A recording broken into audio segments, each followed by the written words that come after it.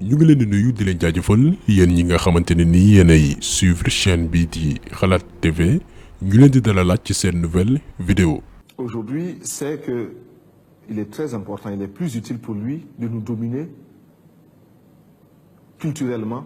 beaucoup plus que militairement. La domination culturelle est la plus souple, la moins coûteuse, la plus efficace. tey nag dañuy wax ci benn doomi aadama boo xamante ne nii bokk na ci ñi marqué histoire Afrique muy Thomas Sankara. fii ci Afrique nag même bu fekkee ni suñu borom nattoon nañu ay président yoo xamante ni nii duñu ay président yu baax duñu ay patriote bëgguñu réew mi mais am na ci ay président yoo xamante ni nii amoon nañ ay yéene amoon nañ ay projet yoo xamante ni nii la ko taxoon jóg mooy tabax Afrique ak ay africains yoo xamante ni nii ay patriote lañ mais malheureusement ñu sàkkal leen pexe lëkkaloog ak ay doomi africain moo tax tey ñuy wax ci ab benn panafricain muy Thomas Sankara pas sax mu nekk benn biographie mais wax ci réalisation yi nga xamante ni namoon na ko def biir réewum te Afrique yëpp mënoon ci inspiré wu maanaam ab système boo xamante ne nii yeneen dëkk africain yi mën na ci référé wu sukkandiku ci pour am li nga xamante ni mooy développement ak naataange. donc daañu waxtaanee loolu lépp ci biir vidéo bi pour ñi nga xamante ni ñi ngi dégg Thomas Sankara moo xam ay mag lañ wala ay ndaw lañ moom Thomas Sankara nga xam ne bokk na ci personnage yi nga xamante ni duñu leen jàngale ci suñu école yi tubaab bi kese la ñuy jàngal seen histoire ñu wax ci jëmm joojee nan la buggee woon développer Afrique bi nga xamante ni mooy continent bi nga xam ni moo ëpp richesse ci àdduna. Thomas Sankara nag ci turam dëgg di Thomas Isidore Noël Sankara mi ngi juddu le 21 décembre 1949 ci ab localité bu nekk Burkina Faso bi ñuy woowee Yako. papam nag di ab pël nekkoon aussi infirmier gendarme yaayam tamit bokk ci xeet bu ñuy woowee Mossi boo ko déggee ab askan la woo xamante ni dañu bàyyeekoo ci xeetu pël booy xool côté Burkina Faso la leen di fekk du cëpp tey boo demee Burkina Faso askan wi bu ñu dee téeméer ñeent fukk yëpp ci xeet boobu noonu lañu sokkee ko. Thomas Sankara nag gannaaw ba mu amee baccalauréat am dem Prytanée militaire bu Kajogo d'ailleurs looloo ko permettre mu gën a comprendre xam tubaab yi parce que jamono jooju Prytanée militaire réew bii di Burkina Faso dafa bëri woon ay doomi colon maanaam ñi nga xamante ni nii ñoo nootoon Afrique seeni doom dañu bëri woon ci Prytanée militaire réew moomu loolu taxoon Thomas Sankara gën a maîtriser tubaab yi gën leen xam parce que côtoyé na leen bi mu jaaree Prytanée militaire. par la suite Thomas Sankara def na formation wu officier ci école militaire interarmes ñu koy woowee EMIA bu nekk Yaoundé ca Cameroun. après loolu tamit intégré na académie militaire bu Madagascar d'ailleurs foofu la jàngee li nga xamante ni mooy science politique économie politique français ak li nga xamante ni mooy science agricole. mais Thomas Sankara nag jamono yi nga xamante ni doon na jàngee réew bii di Madagascar dafa fekkee woon en 1972 benn révolution maanaam benn fipp boo xamante ni nii moo sabab daanu nguuru néocolonialiste bi ñuy woowee Philibert Tsiranana. moom Philibert Tsiranana boobu moo nekk premier président de la république bu réew bi di Madagascar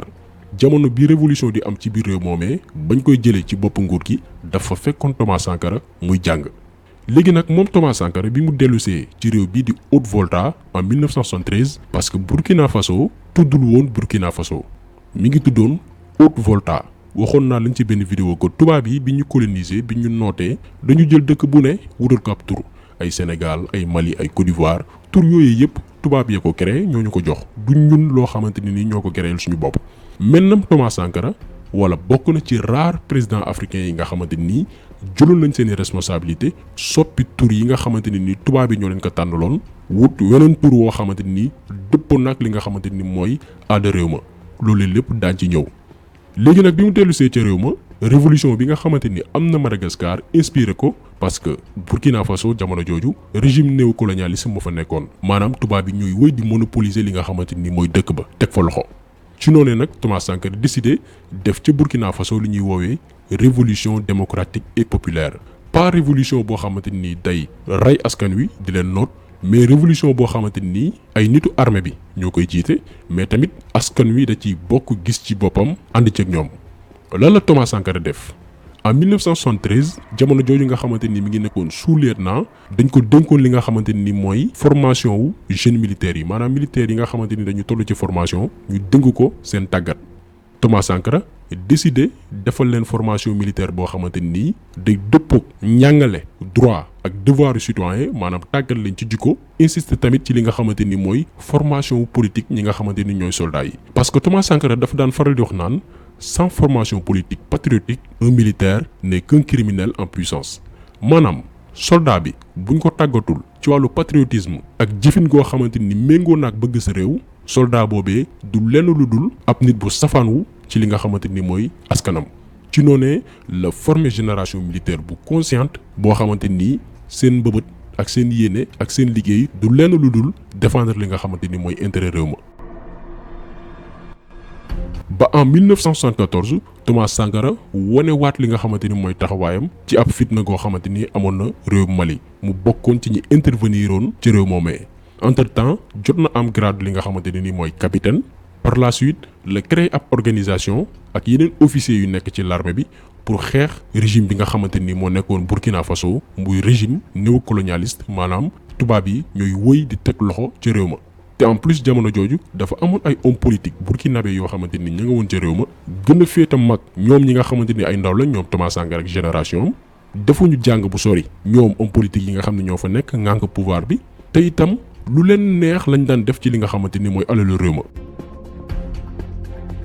loolee sabab en janvier 1983 am coup d'état bu am ci biir réew mi Thomas Sankara ñu nommé ko li nga xamante ni mooy premier ministre. mais après dafa jot am ay problème ak ñi nga xamante ni ñoo ŋànk nguur gi parce que moom Thomas Sankara li mu bëggoon mooy dagg lien bi nga xamante ni am na diggante Burkina Faso ak France. le 17 mai 1983 ñu dàq ko ci gouvernement bi ndax lan parce que dafa invité woon ki nga xamante ni mooy Kadhafi loolee nga xamante ni nii neexul réew bi nga xam ne mooy France. S'agissant de la Libye, vous dites que l'on nous accuse d'avoir des relations étroites avec la Libye. C'est quand même curieux. Même à une certaine époque, c'est quand même curieux. Voilà un État souverain qui établit des relations avec un autre État souverain, qui les veut étroites, qui réussit à les avoir étroites, et on l'accuse. gannaaw loolu ñu sàkkal ko pexe tëj ko kaso mais bi loolu amee askan wi toogul di xoole askan wi dañu jóg fippu ay manifestation ñu amal ko ci biir réew ma ci ndimbalu ay parti politique ak ay syndicats pour que ñu libérer ki nga xamante ni mooy Thomas Sankara. ci weeru août 1983 mu amaat beneen coup d'état boo xamante ni ki ko jiite mooy ki newoon xaritu Thomas Sankara ci jamono jooju muy Blaise Compaoré. dinañ ñëw moom tamit après ci implication bi nga xamante ni impliqué wu na ko ci royaume Thomas Sankara maanaam daf ko wor après. léegi nag coup d'état boobu noonu bi mu amee Thomas Sankara ñu teg ko ci bopp conseil national révolutionnaire maanaam mu jiite réew ma mu créé gouvernement ak parti africain de l'indépendance muy PAI ak union des luttes communistes reconstruite jamono jooju Thomas Sankara mi ngi amoon lu toll ci fanweeri at ak ñett maanaam 33 ans. bi mu jëlee nag pouvoir bi moom Thomas Sankara li mu njëkk a def mooy soppi turu dëkk ba parce que wax naa leen sànq que dëkk ba mi ngi tuddoon Haute-Volta tur boo xamante ni tubaab bi ñoo ko choisiroon. Thomas Sankara soppi tur boobee tuddee réew ma Burkina Faso mi ngi tekki ci français pays des hommes intègres maanaam dëkku doomi aadama yu jub yi te dëggu. gannaaw loolu Thomas Sankara décidé wàññi li nga xamante ni mooy train de vie wu état bi maanaam nguur gi li ñuy lekk ci xaalis ak li ñuy dépenser seeni frais dafa ëpp léegi nañ ko wàññi. ndax Thomas Sankara dafa jàppoon ni président bi ministres yi ak yeneen personnalités yi nekk ci gouvernement bi li ñuy dundee bokk na ci lu tardeel réew mi mu ne faaw ñu wàññi seeni dépenses pour delloo askan wi seen alal. au lieu que ñuy dawal ay oto yu rafet ay oto de luxe comme ni ko président yi di defee Thomas Sankara décidé jënd ab oto boo xamante ni marque Renault 5 la te oto bi véhicule occasion la mu exiger ko tamit bépp membre gouvernement bi ak ay salaire yoo xamante ni salaire yu ndaw la. après dina leen wax Thomas Sankara ñaata la doon fayeku bu ngeen ko déggee sax amaana di ngeen tiit ca président de la république. après loolu Thomas Sankara ne faaw ñu def li nga xamante ni mooy consommation locale te loolu mi ngi tàmbalee ci anam gi ñuy soloo lan la Thomas Sankara def dafa ne dañuy utiliser coton wu dëkk bi defar ci ay tissu ay sac ak ay yeneen accessoires bu ko defee réew mi yëpp lépp lu ñuy sol ci tissu ci biir réew mi lañ koy defaree ak produit réew mi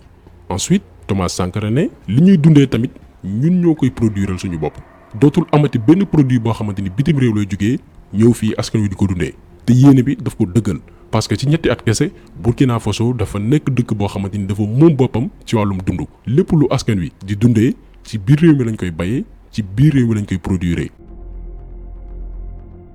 ci wàllum nag jàng ak jàngale Thomas Sankara ne day yokk li nga xamante ni mooy jàngalekat yi maanaam enseignants yi mu yokk ko ci lu toll ci 16% parce que dafa ne woon moom Thomas Sankara ab réew mënul jëm kanam tant que citoyens yi jànguñu amuñu benn niveau de conscience. réforme boobu noonu joxe ay résultats yu jéggi dayo parce que 1983 jàpp 1985 askanu Burkina ña fa jàng dafa jugee 16,5% dem ba 20,9%.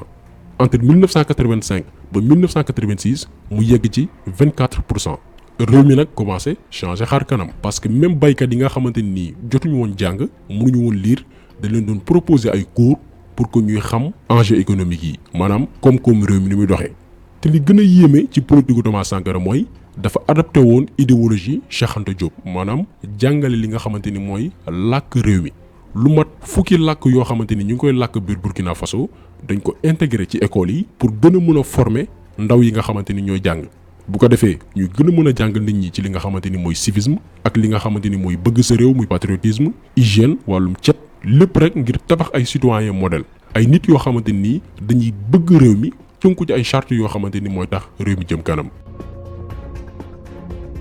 ci wàllum tamit wér-gu-yaram Thomas Sankara décidé créer chaque localité bu ci ne ak lu mu ndaw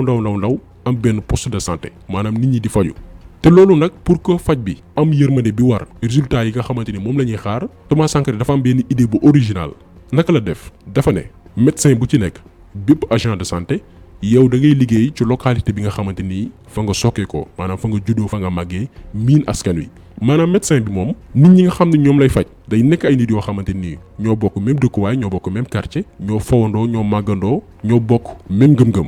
bu ko defee taxaw bi ci lay gënee parce que yow ki ngay faj da nga koy xam doo ko jànni doo ko toroxal da nga koy jagleel traitement boo xamante ni mooy gën bu ko defee paj bi day gën a jaar yoon idée bii la Thomas Sankara amoon.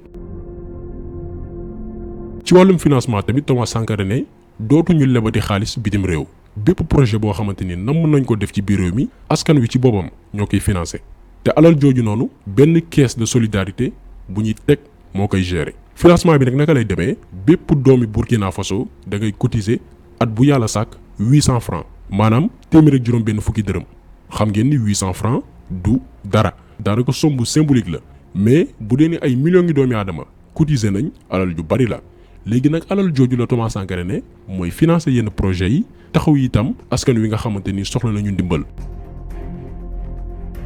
Thomas Sankara yamu ci de dafa bëggoon tamit bépp dëkku Afrique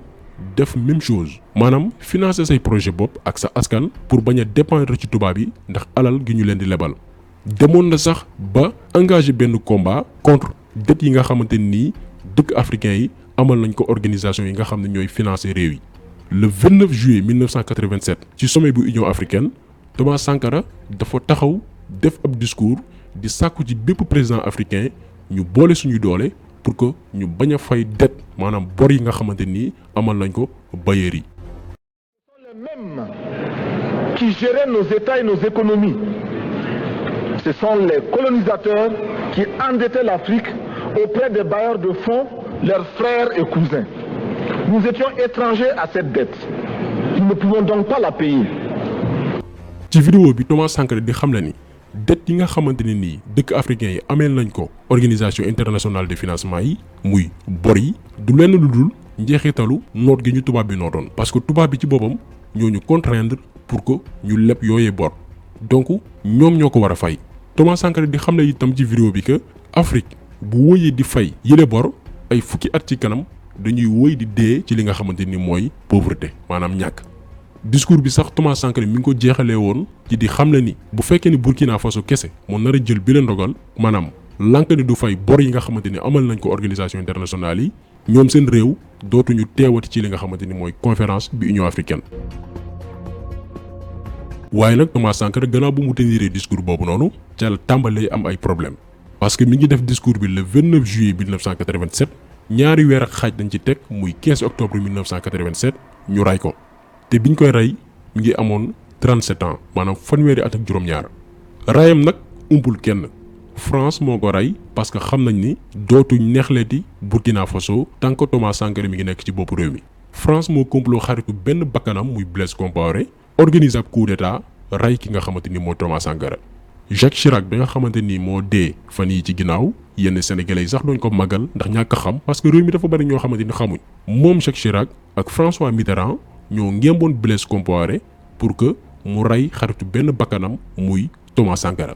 lan moo tax nag mu def ko parce que dañ ko diggoon que ni bu ko defee dinañ ko teg ci bopp réew bi di Burkina Faso moo tax Thomas Sankara gannaaw bañ ko sàkkalee pexe rey ko jël bakkanam moom Blaise Compaoré mu nekk ci bopp réew bi di Burkina Faso. loolu nag li muy prouvé mooy nit ku ñuul yàgg na def lu bon moromu nit ku ñuulam tey lépp lu tubaab yi réussir am ci ndam ci suñu réew yi dañ ko def. complot ay doomi africain yi nga xamante ni nii dara ñoru leen dara intéressé wu leen lu dul xaalis nguur ak li nga xamante ni mooy prestige te li mat a souligner ci histoire Thomas Sankara mooy ba jamono gi ñuy wax ak yéen moo nekk président de la république bu gënoon ndóol maanaam bu gën a pauvre ci histoire ci àdduna bi yëpp. junjoon naa ko sànq Thomas Sankara mi ngi doon fayeeku salaire 138 736 francs lii la Thomas Sankara doon fayeeku salaire en tant que président de la république Burkina Faso bi mu deewee. bàyyiwu fi benn alal jegleel ko jabaram ak ay doomam lenn daal la fi bàyyi mooy ab vélo de course benn guitare ak benn valise boo xamante nii ay bagages am yu ndaw ñoo fa nekk. amoon na itam benn parcelle ak benn teen ci village bi nga xamante ni fa la sokkee ko loolu li muy wane mooy jëmb ji muy Thomas Sankara nekkul woon président pour nguuru wala pour am alal ay nit la yoo xamante ni dañ doon def politique ndax ay principe ay ngëm-ngëm ak mbëggeel gi nga xamante ni am nañ ko jëmale seen réew. imaginel koo xamante ni njiitu réew nga woon nga dee bàyyiloo dara sa njaboot ci alal juróomi Thomas Sankara buñ ko amoon suñu jamono ji Afrique kenn waxatu ko et malheureusement nag nit ñu mel ni ñoom duñu leen jàngale duñu leen xamal ndaw ñi et pourtant nouvelle génération bi war nañ ko mën a xam war nañu xam ñu mel ni moom Thomas Sankara pour inspirer wu ci li nga xamante ni mooy parcours am ak li nga xamante ni mooy patriotisme am nit ñu mel ni Thomas Sankara dañu war a wëy di wax ci ñoom pour joxe exemple classe politique bi nga xamante ni jàpp nañ ni politique moo leen di permettre ñu am alal donc yàlla ñu yàlla mooy ay Thomas Sankara ay nit yoo xamante ni bëgg nañ seen réew te pare nañ pour défendre li nga xamante ni mooy seeni intérêt population. donc vidéo bi tey loolu la woon ñu ngi leen di gërëm di leen jaajëfal di leen jox dig daje beneen yoon ak beneen vidéo jaa ngeen jëf.